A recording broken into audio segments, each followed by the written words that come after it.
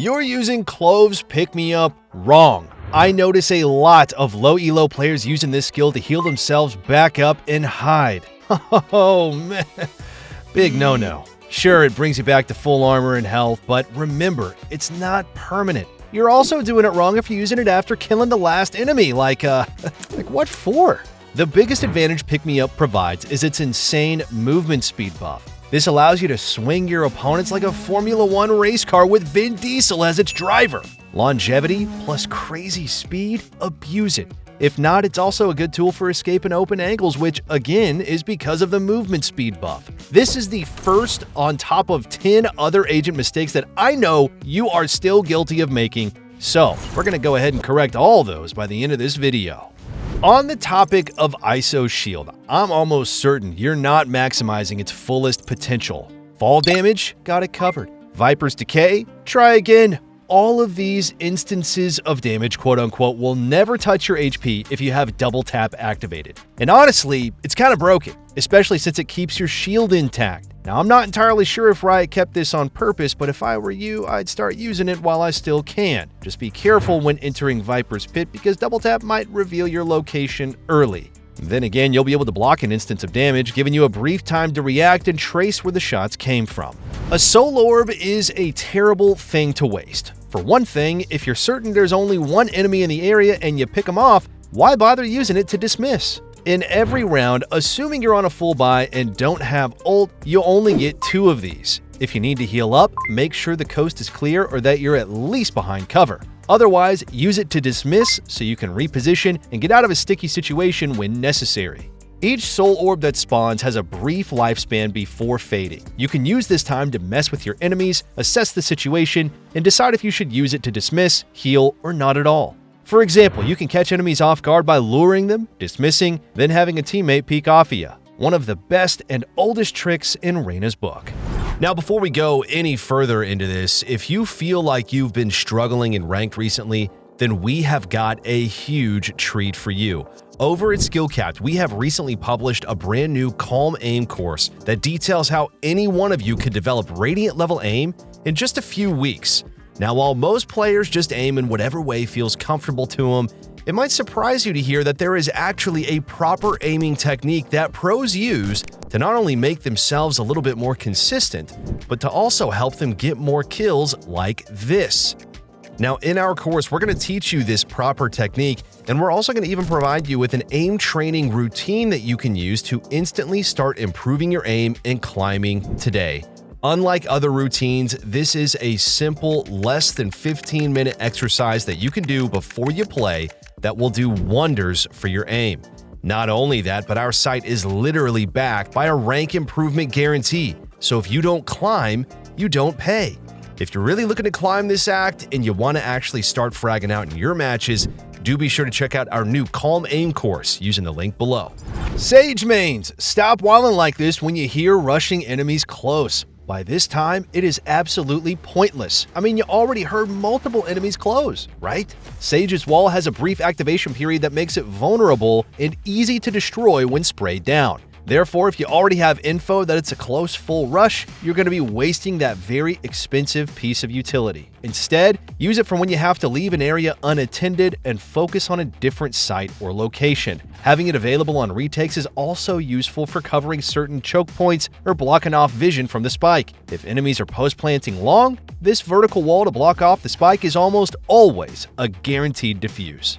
For Jett mains, stop wasting your cloud burst potential. Literally, what is one of the most dangerous tech you can use with smokes? That's right, one-ways. And Jett has an instant smoke that can be quickly deployed at the palm of her hands. I mean, it is good that you use it to entry sight, allowing you to peek from multiple angles or cover an area for a few seconds. No doubt, that's decent usage of the utility. However, you can quickly create one-way smokes almost anywhere, giving you an instant advantage. It's a no-brainer. All you have to do is throw your cloud burst on a wall or a surface above head level, just enough to block their vision, but not their legs or bodies, and that's it. This is a universal trick that every Jett main should know and use, and it has stood the test of time. Go ahead and spread the word. Back to our beloved Sage players, a word of advice. Your heal is a cooldown-based utility. I know the urge to save your heal for when your teammate gets extremely low is high, but that's not the way to go. Ideally, you'd want to make the most out of it in every round so you can maintain the entire team's longevity. And holding it back from its purpose can only mean you're wasting its potential. The earlier you can use it to keep your team's health up, the more you can do in a single round. For reference, each round in Valorant has a total of 100 playable seconds, and when the spike gets planted, the timer resets to 45 seconds. So in theory, you can achieve 2 to 3 heals in a single round if done correctly. Now, of course, this isn't meant to limit how you use your heal, but rather it's a reminder that you shouldn't be too stingy with it either. Killjoy's turret is almost like a beloved +1 in your team, and while using it to guard or gain info from a particular area is great, this isn't always the best way to use it. In fact, I don't see players peek off their turret often.